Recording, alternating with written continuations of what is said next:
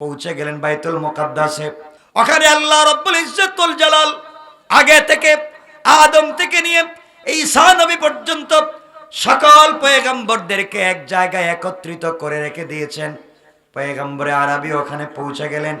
আল্লাহ রাব্বুল ইজ্জতুল জালালের ফেরেশতা কেউ বলছেন আদম সফিউল্লাহ আপনি 2 রাকাত সালাত পড়ান, কেউ বলছেন ইব্রাহিম খলিলুল্লাহ আপনি 2 রাকাত সালাত পড়ান, কেউ বলছেন মুসা কালিমুল্লাহ, কেউ বলছেন ঈসা রূহুল্লাহ আপনি 2 রাকাত সালাত পড়ান।